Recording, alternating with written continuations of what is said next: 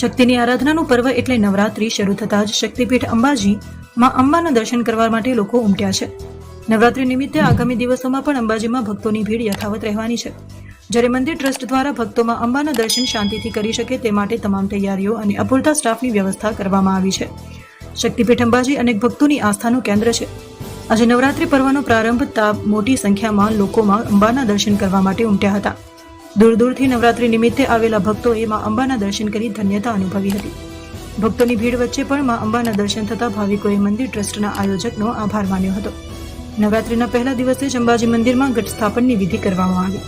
દર વર્ષે નવરાત્રિના પ્રારંભે શાસ્ત્રોક્ત મંત્રોચ્ચાર વચ્ચે માતાજીના સભા મંડપમાં ઘટ સ્થાપના કરવામાં આવી, જેમાં મંદિરના વહીવટદાર અને અંબાજી મંદિરના પૂજારીઓ ઉપસ્થિત રહ્યા। ઘટ સ્થાપના વિધિમાં 7 ધાન્યને કાંપની માટીમાં રોપવામાં આવ્યા છે।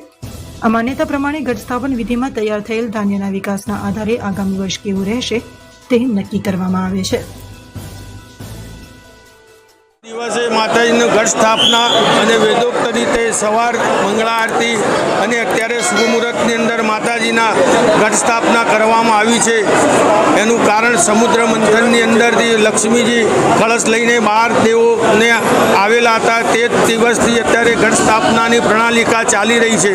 ઘટ સ્થાપના એટલા માટે કરવામાં આવે છે કે સારું વરસ અને આવનાર દિવસો મનુષ્ય માટે સુખાકારી અને સંપત્તિ આદિ વ્યાધિથી સંપન્ન રહે તે માટે માતાજીની ખૂબ ભજન કીર્તન અને અનુષ્ઠાન વગેરે આજથી શરૂ કરવામાં આવે છે અને માઈ ભક્તો અહીંયા માતાજીના દર્શન કરવા માટે આવે છે। અંબાજી ખાતે આજરોજ નવરાત્રિના પ્રથમ દિવસે માતાજીના ઘટ સ્થાપન વિધિ કરવામાં આવેલ છે। સવારની મંગળા આરતી બાદ શુભ મુહૂર્તમાં 10:30 વાગે ઘટ સ્થાપનની વિધિ માતાજીના ભટ્ટજી મહારાજ દ્વારા કરવામાં આવી છે।